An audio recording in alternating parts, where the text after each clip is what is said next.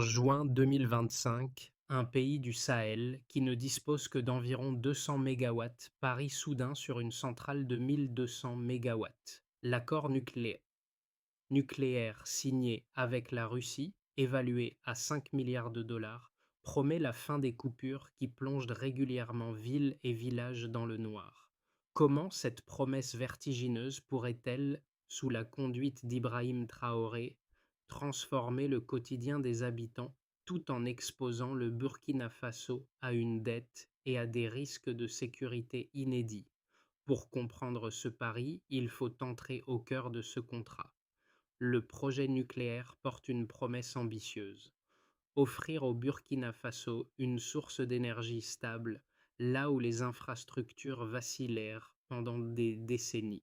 Au cœur du discours officiel se trouve une idée directrice de 10 mots: stabiliser l'énergie pour stabiliser le développement du pays. Cette formule, simple mais stratégique, résume la portée d'un accord censé transformer le quotidien des populations et renforcer l'indépendance nationale. Pourtant, derrière cette ambition se cache une série d'enjeux majeurs.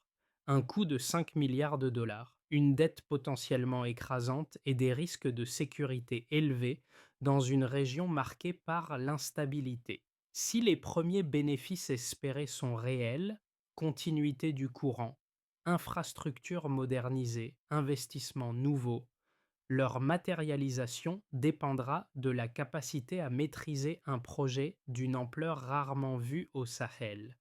Et c'est précisément ici que se joue l'équilibre du pari porté par Ibrahim Traoré. Soit l'accord devient le moteur d'un développement durable, soit il se transforme en fardeau structurel pour plusieurs générations. La première fissure dans le récit officiel apparaît dès qu'un chiffre s'impose: 5 milliards de dollars pour une centrale censée porter la capacité énergétique de 200 à 1200 mégawatts. Cette disproportion ouvre une question immédiate sur la solidité financière d'un pays dont l'économie reste fragile. À partir de ce point, toute la trajectoire du projet nucléaire se déploie comme une chaîne de causes et de conséquences étroitement imbriquées. Le 19 juin 2025 marque ainsi un tournant déterminant: la signature de l'accord à Saint-Pétersbourg, après des mois de négociations discrètes, fait entrer le Burkina Faso dans une logique de transformation profonde. Ibrahim Traoré, convaincu que la dépendance énergétique freine la souveraineté nationale, s'engage dans un partenariat stratégique avec la Russie, misant sur une technologie lourde pour un pays longtemps privé d'infrastructures fiables. La cause initiale, un déficit énergétique chronique, crée l'effet direct: la recherche d'un partenaire capable de financer, construire et sécuriser une centrale dans un environnement instable. À mesure que les détails deviennent publics, une deuxième couche causale se met en place. L'augmentation annoncée de la capacité, multipliée par 6, attire l'attention internationale et alimente les espoirs internes. Hôpitaux, écoles, usines, chacun imagine un futur où les coupures deviennent l'exception. Mais cet espoir déclenche à son tour des craintes, car le financement massif dépend d'un partenaire unique et d'un calendrier technique soumis aux aléas géopolitiques du Sahel. Enfin, l'arrivée des premières équipes russes et des équipements lourds crée un effet d'emballement institutionnel. Les ministères se réorganisent, des groupes de travail émergent, les protocoles de sécurité sont révisés. Chaque décision entraîne une réponse, chaque avancée produit un risque nouveau. Et c'est précisément ce maillage complexe où chaque avantage porte son revers qui détermine la perception actuelle du projet. Une promesse de souveraineté, mais traversée de tensions financières et sécuritaires que le pays devra absorber. Au cœur de cette trajectoire se trouve une figure centrale: Ibrahim Traoré, devenu en quelques années l'architecte d'une rupture énergétique que peu imaginer plausible. Son parcours de militaire à dirigeant forge une approche directe: Rompre la dépendance, bâtir une capacité autonome et repositionner le Burkina Faso dans un Sahel en recomposition. Cette vision n'est pas qu'un discours, elle s'incarne dans ses choix diplomatiques, dans le partenariat nucléaire et dans la volonté affichée de former une génération de techniciens capables d'assumer la maîtrise future de la centrale. Les premiers effets de cette orientation apparaissent dès les négociations préliminaires. En janvier 2025, une délégation envoyée à Moscou amorce en silence les discussions techniques avec Rosatom. Ce déplacement, discret mais structurant, révèle la volonté d'ancrer le pays dans une coopération stratégique de long terme. Dans la capitale, au fil des annonces, les habitants constatent l'arrivée des premières équipes russes, signe tangible que le projet quitte le stade des intentions pour entrer dans celui de l'exécution. Ces signaux précoces, bien que modestes, nourrissent un regain d'optimisme dans les milieux urbains. Les hôpitaux imaginent une alimentation stable, les écoles anticipent un équipement numérique fiable, et les entreprises locales espèrent enfin sortir des contraintes imposées par les coupures récurrentes. Mais chaque avancée expose aussi le projet à de nouvelles interrogations: sécurité des infrastructures, calendrier technique, soutenabilité de la dette et vulnérabilité géopolitique. Dans cette dynamique encore fragile, le rôle d'Ibrahim Traoré consiste à maintenir l'équilibre entre espoir national et prudence stratégique. Tout commence en janvier 2025 lorsqu'une délégation burkinabé est envoyée à Moscou pour ouvrir les discussions techniques avec Rosatom. Le geste paraît discret, presque anodin, mais il active une mécanique diplomatique lourde. Les négociateurs découvrent vite que la Russie ne se limite pas à proposer une centrale. Elle offre financement, transfert de compétences, formation scientifique, partenariat médical et appui agricole. L'ampleur surprend. Cette première étape met en lumière l'objectif stratégique d'Ibrahim Traoré: rompre une dépendance énergétique qui, depuis des décennies, limite la croissance et fragilise la souveraineté nationale. Les réunions se multiplient. Les experts conversent sur la capacité actuelle de 200 mégawatts, jugée insuffisante pour soutenir les infrastructures vitales. Le diagnostic est clair: sans augmentation massive, le pays restera bloqué. Cette insuffisance devient l'élément déclencheur qui pousse le gouvernement à un choix audacieux. Les mois suivants, la négociation sort de l'ombre. Les rencontres avec les équipes russes deviennent plus fréquentes, plus techniques, plus décisives. Les ingénieurs burkinabés mesurent l'écart entre les infrastructures existantes et celles exigées par une centrale nucléaire de 1200 mégawatts. Les financiers, eux, scrutent les 5 milliards de dollars nécessaires et évaluent le poids futur de la dette. Les diplomates, eux, s'interroge sur les tensions régionales et les risques sécuritaires dans un Sahel instable. Malgré ces inquiétudes, le projet progresse. Les Russes confirment la possibilité de financer une partie significative de la centrale et d'assurer le transfert de technologies sensibles. L'accord prend forme. Puis arrive le moment culminant. Le 19 juin 2025, à Saint-Pétersbourg, la signature officielle scelle le partenariat. Ibrahim Traoré apparaît aux côtés des représentants russes et présente le projet comme un tournant historique. L'annonce d'un réacteur destiné à produire 1200 mégawatts frappe les observateurs. Dans le Sahel, aucune initiative n'a jamais atteint une telle envergure. L'instant est solennel, mais les critiques persistent. Dette potentielle, risque d'attaque, instabilité politique, dépendance technique. Dès le retour de la délégation, les conséquences concrètes se matérialisent. Des équipements lourds arrivent dans le pays.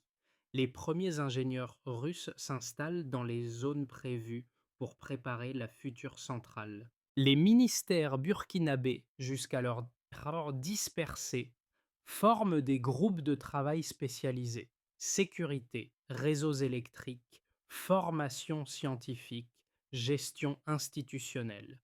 Le projet entre dans une phase d'exécution complexe. Les opposants réagissent aussitôt. Les institutions financières s'inquiètent du fardeau que représente un investissement de cette taille.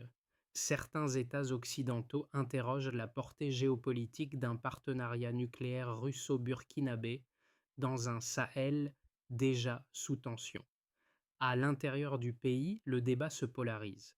Les partisans y voient l'unique voie vers l'autonomie énergétique.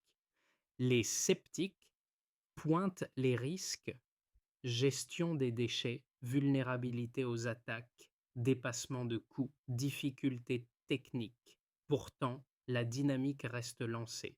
Les livraisons continuent, les plans d'infrastructure se détaillent, les premières formations sont annoncées. Ibrahim Traoré maintient sa ligne. Sans rupture énergétique, aucune souveraineté durable n'est possible. Le point de départ est clair: une capacité énergétique d'environ 200 mégawatts pour un pays dont les infrastructures publiques, les hôpitaux et les usines peinent à fonctionner. Ce niveau extrêmement bas limite la croissance économique, fragilise les services essentiels et entretient une dépendance structurelle aux importations régionales. Le projet nucléaire promet une rupture quantitative brutale. La différence annoncée, un passage à main 200 mégawatts d'ici 2029, constitue un saut inédit dans l'histoire énergétique du Sahel. Mais cette promesse s'accompagne d'un coût massif: un investissement total d'environ 5 milliards de dollars, chiffre qui réoriente profondément la trajectoire financière nationale. Ces trois données, capacité initiale faible, augmentation prévue spectaculaire, financement démesuré, structurent toute l'analyse du projet. Elles éclairent également les divisions internes, entre ceux qui voient dans la centrale un moteur de développement et ceux qui y perçoivent un engrenage financier dangereux. Ibrahim Traoré lui-même s'appuie sur ces chiffres pour défendre une vision d'indépendance énergétique permettant au Burkina Faso de rompre avec ses contraintes historiques. La logique quantitative devient ainsi la colonne vertébrale de l'argumentation officielle. L'impact sur l'économie nationale s'illustre immédiatement. Une production stable réduirait les dépenses d'importation, estimées à plusieurs milliards de dollars par an, tout en libérant des ressources pour la santé, l'éducation et la modernisation des infrastructures. Les projections internes montrent que la hausse de capacité pourrait soutenir un tissu industriel plus dense, en particulier dans les secteurs de la transformation agricole et des petites entreprises manufacturières. La stabilité électrique, rare dans la région, deviendrait un facteur d'attractivité pour les investisseurs étrangers. Les entreprises locales, longtemps limitées par les coupures, pourraient fonctionner en continu et améliorer leur productivité. Sur le marché de l'emploi, le projet affiche également des chiffres significatifs. Jusqu'à 10 000 emplois directs et indirects sont attendus, notamment dans la construction de la centrale, la gestion technique et la formation scientifique. Cet impact, déjà perceptible, nourrit un regain d'intérêt pour les filières nucléaires, encore inexistantes dans le pays il y a quelques années.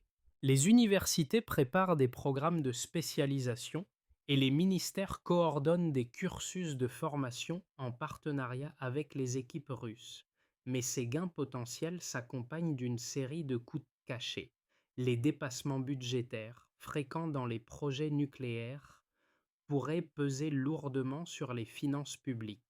Les retards de construction, estimés entre 5 et 7 ans, exposent le pays à des risques de solvabilité en cas d'instabilité régionale ou de fluctuations économiques. La gestion des déchets radioactifs constitue une autre zone d'incertitude, impliquant des investissements durables et une surveillance constante. Enfin, la dépendance technique envers la Russie crée un angle géopolitique délicat, susceptible de provoquer des tensions avec les partenaires traditionnels du Burkina Faso. L'ensemble de ces données dessine un tableau complexe où les chiffres offrent autant de promesses que de menaces. Une chasse. C'est dans cette tension entre ambition énergétique et prudence financière que se joue l'avenir du projet porté par Ibrahim Traoré. Le premier argument des opposants se concentre sur la sécurité. Construire une centrale nucléaire dans une région marquée par l'instabilité politique et la présence de groupes armés soulève des inquiétudes profondes. Selon eux, même une infrastructure protégée reste vulnérable dans un environnement où les lignes de sécurité sont difficiles à contrôler. À cela s'ajoute un second point critique, la gestion des déchets radioactifs, enjeu lourd pour un pays dont les capacités techniques et institutionnelles demeurent limitées. Ces deux risques combinés forment, aux yeux des détracteurs, une menace durable qui pourrait fragiliser le projet dès ses premières années. Le deuxième argument s'appuie sur l'économie. Le coût de 5 milliards de dollars représente un fardeau potentiel pour une nation aux ressources limitées. Les critiques redoutent une spirale d'endettement aggravée par la dépendance financière à l'égard de la Russie. Ils estiment également que des alternatives comme le solaire ou l'éolien auraient pu offrir une solution plus rapide, moins coûteuse et mieux adaptée aux réalités du Sahel. Pour eux, choisir le nucléaire revient à s'engager dans une infrastructure complexe, exigeante et risquée pour plusieurs décennies. Face à ces objections solides, les partisans du projet, et Ibrahim Traoré lui-même, répondent par un ensemble de données concrètes tirées des prévisions énergétiques et des résultats Béchel déjà perceptibles. L'augmentation annoncée de la capacité de 200 à 200 mégawatts constitue un changement structurel susceptible d'assurer une autonomie durable. Les premières inspections de sécurité menées avec l'appui des experts russes montrent une volonté d'encadrer rigoureusement la construction. Les emplois créés dans la formation, l'ingénierie et la logistique témoignent d'un impact initial réel, visible dans les grandes villes comme dans les régions proches des infrastructures. Ainsi, loin de nier les risques, la réponse vise à montrer que les bénéfices potentiels, stabilité énergétique, souveraineté renforcée, développement industriel, peuvent, s'ils sont maîtrisés, l'emporter sur les fragilités pointées par les critiques. Le pari reste audacieux, mais pour ses défenseurs, il demeure le seul horizon crédible pour sortir durablement de la pénurie d'électricité. Au moment où les critiques se renforcent et où les inquiétudes financières gagnent du terrain, un signal inattendu apparaît. L'arrivée rapide des premiers équipements lourds et des équipes techniques russes accélère la transition du projet vers une phase d'exécution concrète. Cette bascule, survenue plus tôt qu'anticipée, modifie la lecture générale du programme nucléaire. Elle montre que le partenariat ne se limite plus à un accord diplomatique, mais s'ancre désormais dans des actions mesurables. Ce changement de rythme entraîne un déplacement stratégique. Les ministères, encore prudents, réorganisent leurs priorités et mettent en place des groupes de travail dédiés à la formation scientifique, à la sécurité et à la coordination institutionnelle.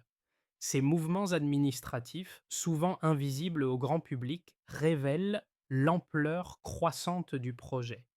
Ils constituent aussi une réponse implicite à ceux qui doutaient de la capacité du pays à suivre une infrastructure aussi exigeante. Pour Ibrahim Traoré, cette phase intermédiaire marque une validation partielle de son pari, prouver que la mise en œuvre peut s'enclencher malgré les risques et les tensions géopolitiques.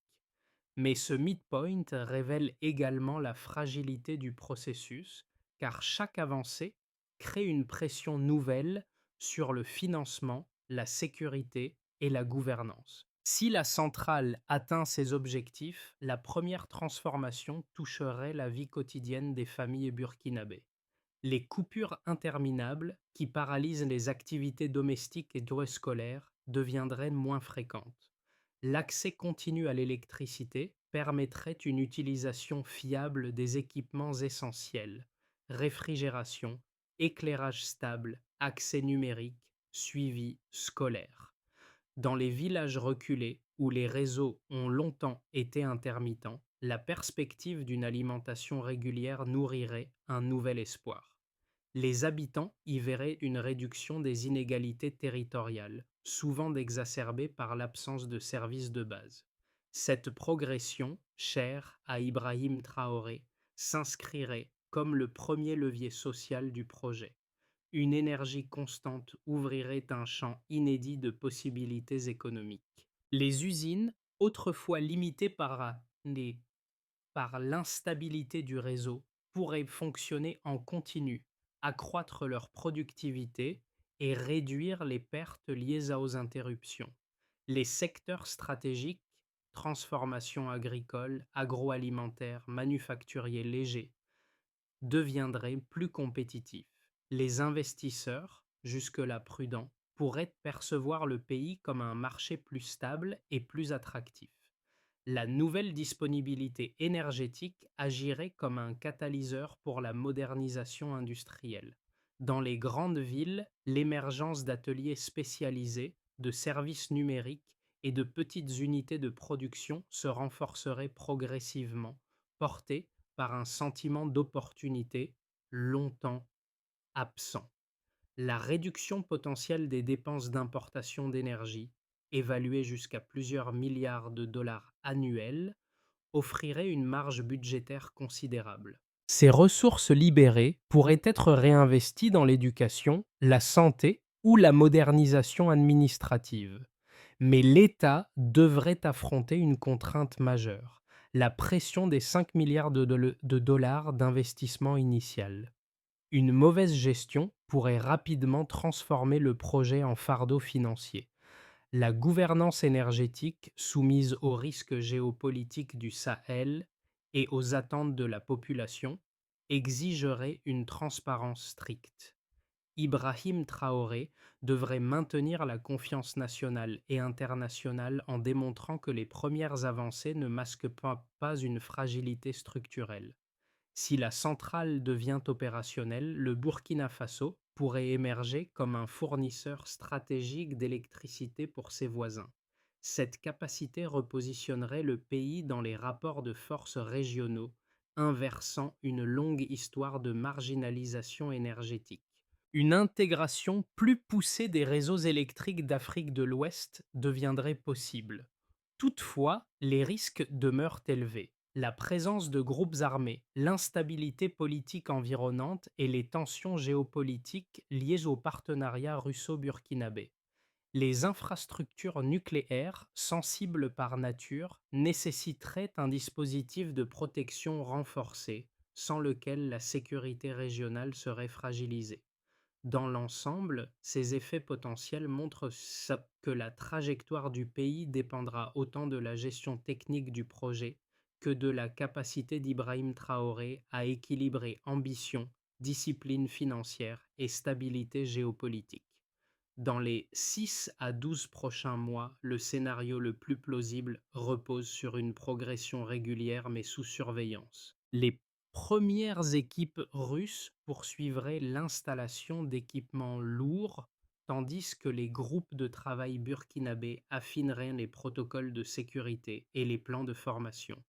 Les financements resteraient disponibles, mais sous condition d'un suivi serré de la dette et de la coopération technique. Les chantiers avanceraient selon un calendrier prudent, marqué par quelques ajustements liés à la complexité du terrain et du climat régional. Dans ce cadre, le projet évoluerait sans rupture, mais sans accélération notable. Pour Ibrahim Traoré, ce scénario permettrait de consolider progressivement la confiance publique et institutionnelle. Dans une version plus favorable, les livraisons continueraient à arriver à un rythme soutenu, accompagné d'une coopération technique renforcée. Les formations spécialisées s'élargiraient, créant un premier noyau d'experts locaux capables de contribuer directement à la construction et à la gestion future de la centrale. La stabilité politique interne se maintiendrait, ce qui faciliterait l'organisation institutionnelle et limiterait les risques administratifs. Les signaux économiques deviendraient plus visibles, nouveaux investissements, amélioration de la productivité dans certains secteurs et regain d'intérêt international pour un Burkina Faso, perçu comme un acteur énergétique émergent. Ce scénario ouvrirait une fenêtre de consolidation stratégique pour la vision d'Ibrahim Traoré. Dans l'option la plus défavorable, un retard technique ou financier perturberait la dynamique actuelle. Des tensions géopolitiques régionales ou une dégradation sécuritaire dans certaines zones du Sahel pourraient rendre difficile le déploiement des équipes et la protection des infrastructures. Les coûts imprévus augmenteraient, entraînant d'un risque de dépassement budgétaire susceptible d'alourdir dangereusement la dette. Une instabilité politique, même limitée, pourrait compliquer les arbitrages institutionnels, ralentir les autorisations nécessaires ou affaiblir la coordination entre les partenaires. Dans ce cas, la crédibilité du projet serait mise à l'épreuve, tout comme les équilibres financiers nationaux. Dans chaque scénario, la clé réside dans la capacité à anticiper plutôt qu'à réagir, en combinant discipline financière, rigueur technique et gestion fine des risques géopolitiques. Pour les familles qui vivent depuis des années au rythme irrégulier des coupures, le projet nucléaire résonne comme une promesse concrète, la possibilité d'allumer une lumière sans craindre qu'elle s'éteigne soudainement. Les parents y voient une amélioration immédiate des conditions d'études pour leurs enfants. Les patients des hôpitaux espèrent des soins continus sans panne d'équipement. Cette attente profonde nourrit un lien émotionnel avec la vision défendue par Ibrahim Traoré, celle d'un quotidien plus stable et plus digne. Pour ceux qui suivent le projet avec prudence, les avancées et les risques se superposent. Ils reconnaissent la nécessité d'une transformation énergétique, mais demeurent sensibles aux enjeux financiers et sécuritaires.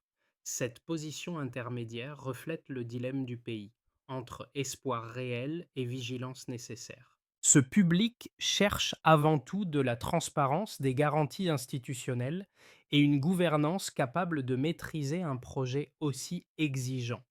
Dans le Sahel, les observateurs régionaux perçoivent l'initiative comme un signal politique fort. Un pays longtemps considéré comme dépendant pourrait, s'il réussit, devenir un acteur énergétique émergent. Cette perspective inspire un mélange d'admiration et d'inquiétude, car le projet pourrait redessiner certains équilibres régionaux. Les implications pour la sécurité collective, la coopération transfrontalière et la stabilité énergétique sont au cœur des discussions. Les ministères concernés doivent finaliser les plans d'accueil des infrastructures nucléaires. Cela implique la mise en place de protocoles de sécurité unifiés adaptés au contexte du Sahel. Les experts russes accompagnent cette phase pour garantir la conformité technique. Indicateurs de mesure, validation des procédures et préparation des zones de chantier. Sous l'impulsion d'Ibrahim Traoré, les universités et centres spécialisés ouvrent des programmes dédiés aux sciences nucléaires, à l'ingénierie et à la sécurité industrielle. Les premières formations pratiques sont conduites avec les équipes russes. On peut l'observer à travers nombre de techniciens certifiés et progression des modules de formation. L'État structure un plan pour renforcer les lignes de transmission entre la centrale future et les pôles urbains, tout en identifiant les zones rurales prioritaires. Les groupes de travail évaluent aussi la capacité de stockage et la régulation de charges. On peut l'observer à travers pourcentage d'études finalisées et rythme de déploiement des chantiers. Le gouvernement doit établir des mécanismes de financement stables afin d'éviter toute pression excessive sur la dette. Les accords complémentaires, prêts à taux réduit ou garanties techniques sont négociés de manière transparente. On peut l'observer à travers stabilité des engagements financiers et suivi de la dette. Les institutions doivent harmoniser leur coordination, sécurité, énergie, finance, diplomatie. Une communication publique régulière réduit les tensions internes et renforce la confiance. On peut l'observer à travers régularité des rapports et cohérence interinstitutionnelle. En réunissant ces étapes, le pays peut avancer avec discipline et transformer un pari risqué en trajectoire maîtrisée. Lorsque les premières équipes russes s'étaient installées dans le pays, beaucoup n'y voyaient qu'une étape technique parmi d'autres. Pourtant, cette scène, des ingénieurs déployant leurs instruments, des techniciens burkinabés observant attentivement, est devenue avec le temps un symbole silencieux, celui d'un pays qui tente de se hisser au-delà de ses limites énergétiques. Ce motif, apparu dès les débuts du projet, revient aujourd'hui comme un fil conducteur dans l'imaginaire collectif. Car au cœur de ce mouvement se trouve une volonté singulière portée par Ibrahim Traoré, prouver qu'un État enclavé, soumis à des défis géopolitiques et financiers, peut tout de même engager une transformation profonde.